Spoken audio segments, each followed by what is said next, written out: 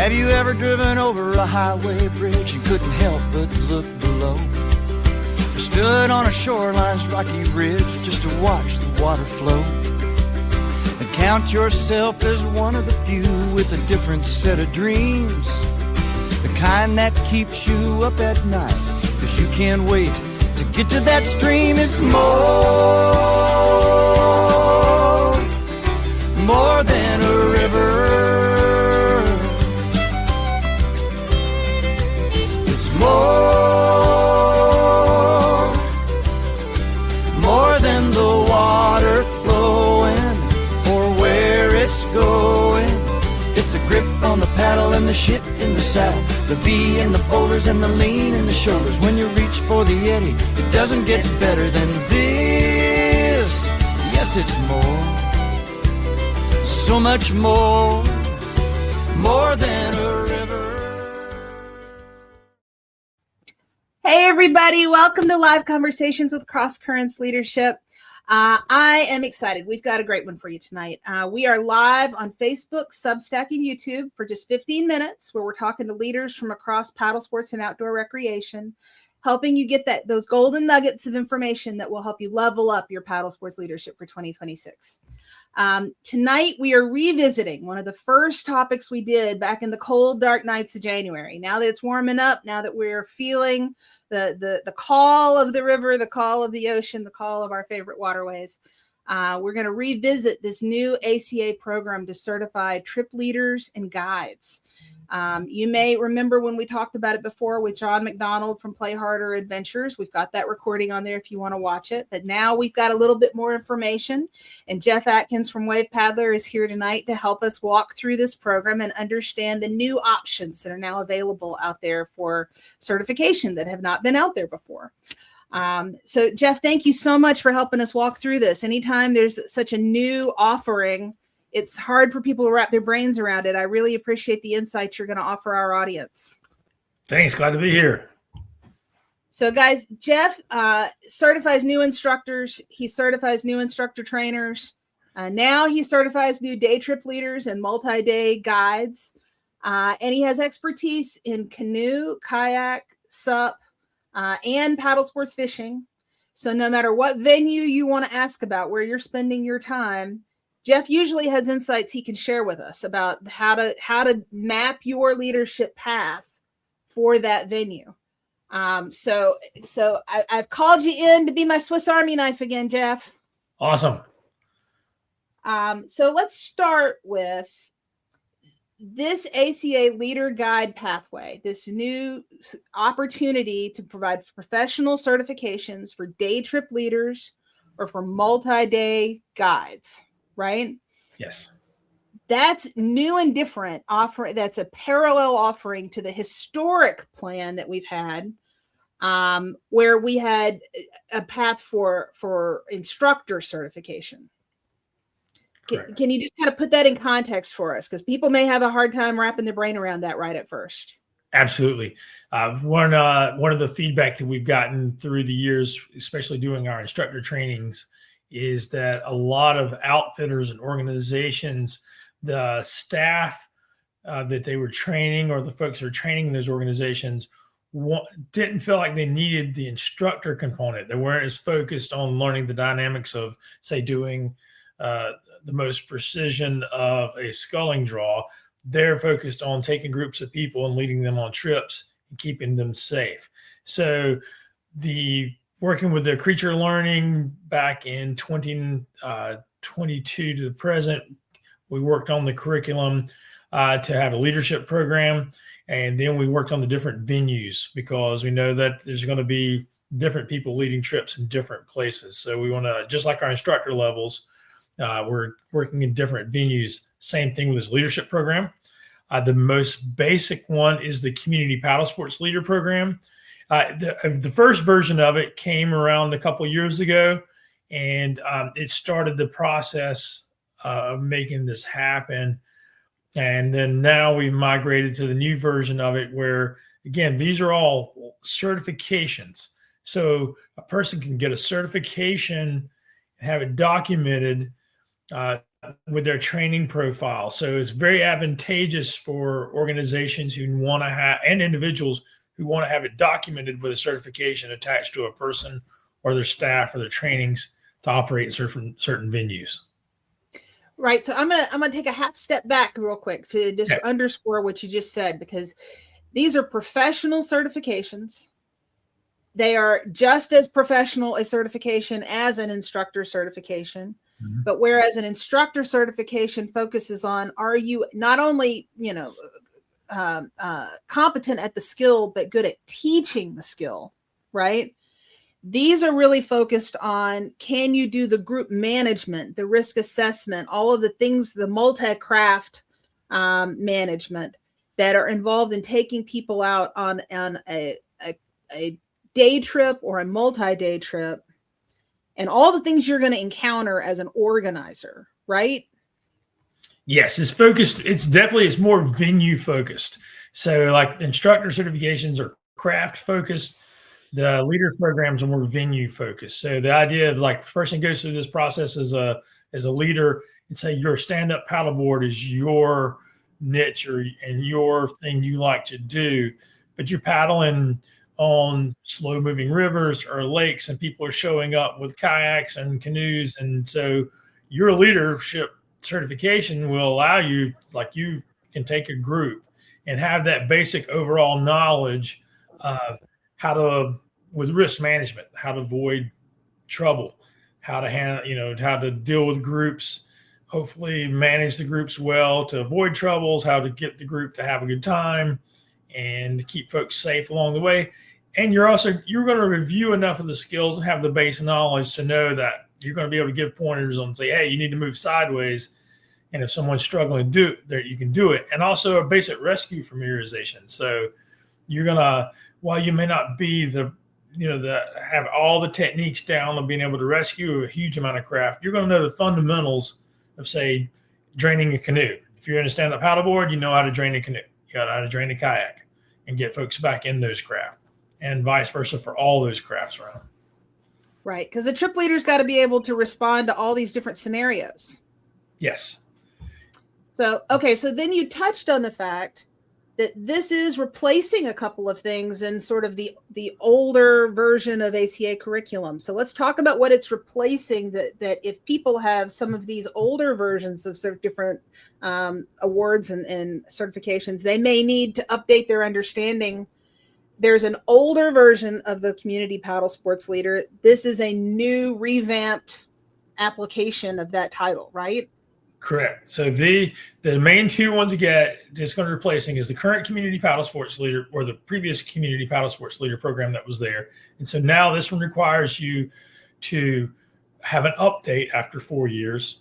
And it also requires you to at least report 4 trips along the way during those 4 years. So you're going to be working on the course management system, reporting trips that you've led on there, and get documentation where you do that. And then towards the end of your 4 years in the certification, you're going to go for an update.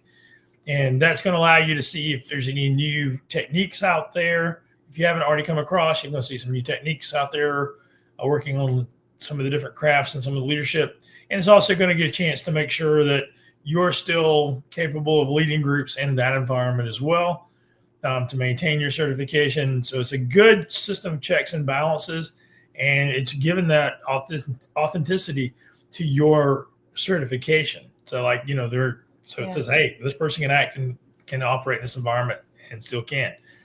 The next one, which is one that's a lot of folks have asked about this previous year or this current year that we're in, is it's also replacing going to be what was traditionally day trip leader training, or there was level 1, level 2, and level 3 trip leader trainings that were in craft specific. So these are, those used to be, we used to call those an assessment, a trip leader assessment. Yes. Yeah. So they were assessment, and those were given one time. So folks could come to a program. So I'm just going to use level 2 coastal kayaking because that's the one I've done the most of. So folks could come to a level 2 coastal kayaking program, and they come with kayak skills. They do they can do training along with the weekend. They take the exam and they get assessed they would get assessed at the end of that weekend where they went through all this curriculum that is very kayak specific in that coastal environment, checking off that they could do those things, and they walk away from it. And then that assessment is just on their record that they got assessed. That said on that day they were checked off that they could perform those things on an assessment list. But there was never any follow-up. If a person maintained their ACA number for 20 years, that assessment showing up on their course history, but it doesn't necessarily mean that they still could do it or anything. But this one again, like we talked about, it's going to have a flow through the course of 4 years where you have to perform and you have to get checked off, and you're also having education again,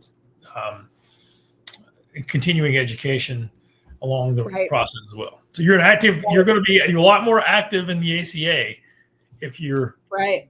So let's talk about what that entails, because these trip leaders, these certified trip leaders and certified multi-day guides, they're now going to be members of the Safety Education and Instruction Council. So they'll have dues, they'll have access to the course management system, they'll be able to log trips, they'll also be able to get insurance for their on-water programming. That's probably one of the biggest perks that they get is to be able to insure the trips they lead, be able to advertise those trips, going to be able to have resources, access some resources through their ACA member profile as well.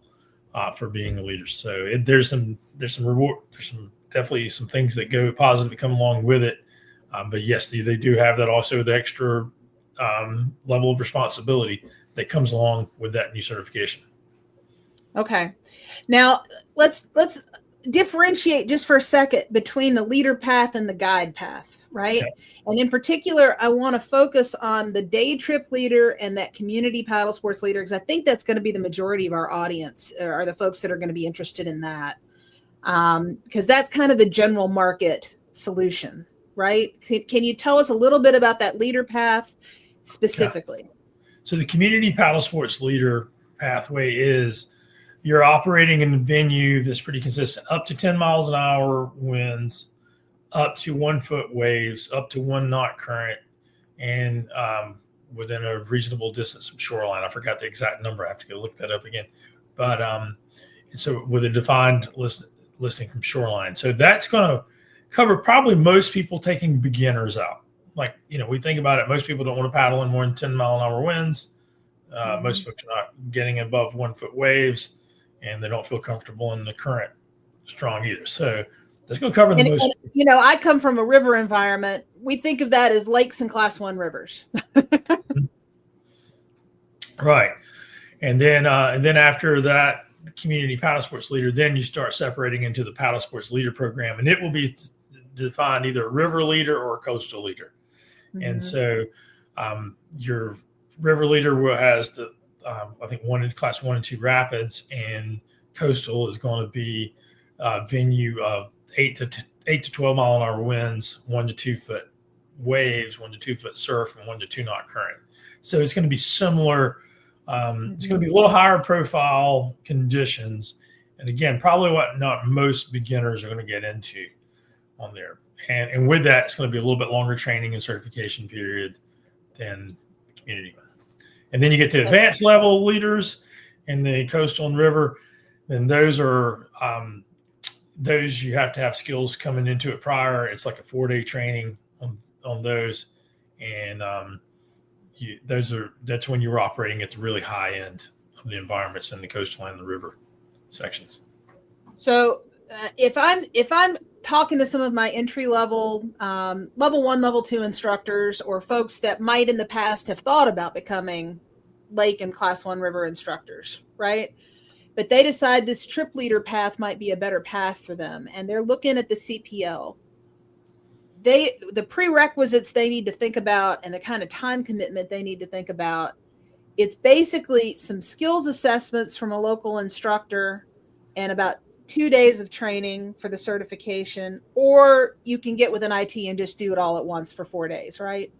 Yes, leader trainer. Yes. So yeah. One of the feedback that we've gotten through the years from members and folks taking the programs, was trying to make this more accessible. So the instructor programs are often seen as less accessible because it was hard to get ITs in different regions. But the leader trainer process is designed to hopefully open it up for instructors to be able to get the leader trainer certification in different venues and get this program and educating more folks all over the U.S. and making it more available. Now, the guide path, talk a little bit. I don't want to spend too much time on this, but because this is the multi-day, this is expedition kind of people, right? But let's talk a little bit about the levels in guide and how that's different. Sure. So you've got the basic guide and you've got the advanced guide. Both will be operating in overnight remote environments. So help is substantially further away. I got to look it up on the advanced guide versus the regular guide. But you're going into more remote environments where help can be within 8 hours away. So a lot further. So there's wilderness medical components to it.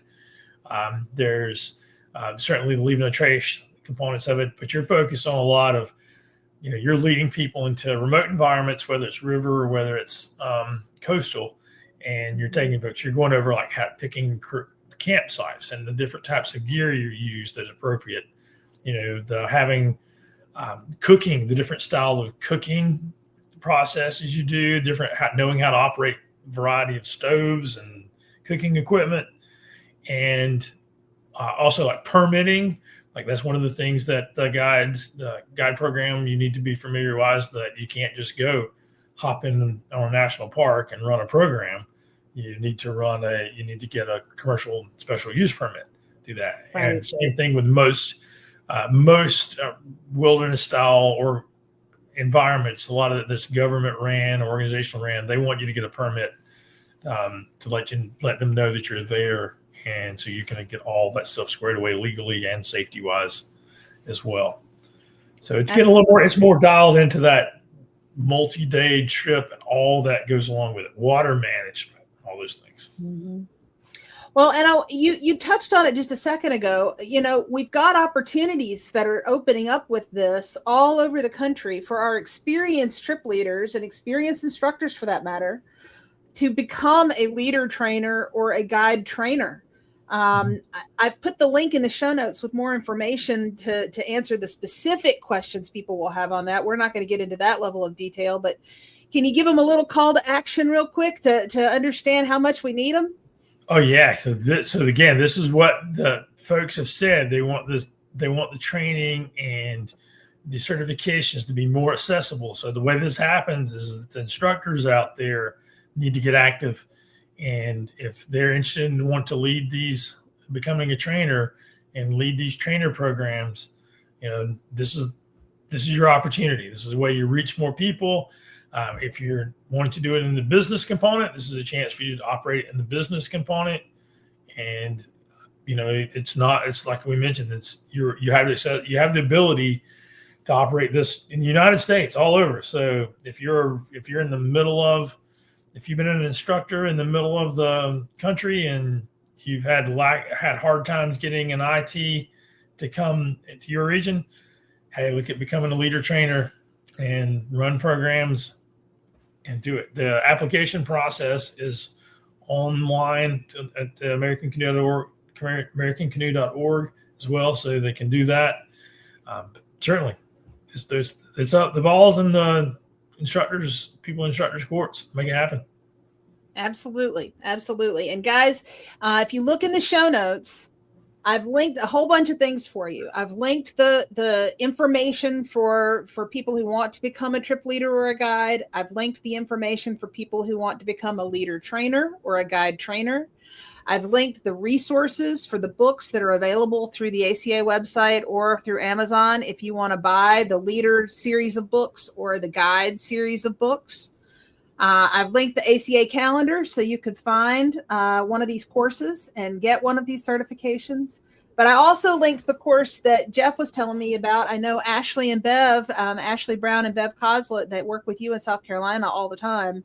They've got an upcoming Coastal Leader course that we linked in the show notes. So you guys, we've got all kinds of resources in the show notes for you. You just click those links and you can answer all your questions.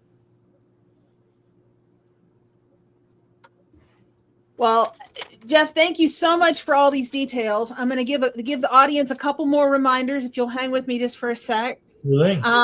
Anybody that's already subscribed to my Substack, you got the email earlier today. You saw that the National Association of State Boating Law Administrators has opened up nominations for any paddle sports businesses that you think are doing a great job on social media promoting safe paddling. So they think brands, think manufacturers, think retailers, think outfitters and liveries, those paddle sports specific businesses, because obviously Jeff and I, as educators, paddling schools, we're obviously going to be safe online, right? We're going to be promoting life jackets and all the things. But we want these businesses, we want these retailers, these outfitters, these liveries and brands and manufacturers. We want to recognize their great work when they're promoting safe paddling online. So those nominations are open. So they'll be taking nominations through July 15th. Go nominate your favorite companies, your favorite outfitter and livery. Let's recognize the folks that are doing things right, and let's give them the recognition so they can use that National Safe Paddle Sports Committee logo in their marketing and tell everybody what a great job they're doing promoting safety. Also, this coming Sunday for our next live conversation, I'm going to have Roland McDevitt from the Coast Guard Auxiliary. He is nationally the leader for the Paddlecraft Safety Division. And he's going to come and tell us about how Coast Guard Auxiliary is training these community-facing paddle sports volunteers all over the country. And even some of the work that we're going to be doing this spring with where they've invited some state boating officials to participate in their training. So we're going to talk about all of that Sunday night. It'll be great. And I want to give you guys the update. You know, since New Year's, we've been doing these live conversations 2 times a week, which was perfect for the winter, for all those dark, cold nights when we were just yearning for community to be together. But we're hitting busy season now. So as we switch into busy season in April, we're going to switch to doing it twice a month. I think that's still going to give you some great information, but I want you to make sure not to miss the good stuff. So if you haven't already, sign up for the email updates on my Substack so that you always get the email. It comes straight to your inbox, and then you can decide what you want to spend time on, but you don't accidentally miss something in a social media feed, right? This is your shot. Go ahead and sign up for it so that you don't miss anything in the transition from the 2 times a week to 2 times a month. And as always, thanks to all of our subscribers on all channels. You guys help keep me caffeinated. You're supporting the community-facing work that we're doing at Cross Currents Leadership. Just love you guys. I love your ongoing support. It means the world to me. And for anybody that feels compelled, you can upgrade from that free subscription and you know, throw a little Diet Coke my way. And that's a really, really nice addition to my day. It's going to make me smile. It's going to keep all of this volunteer energy flowing strong. So thank you all for all of your support. And thank you, Jeff. You're always a phenomenal resource for this audience. And I appreciate you, my friend. Thank you for your leadership and making all this stuff happen. All righty. And I'll see everybody on Sunday with Roland. Talk to you later.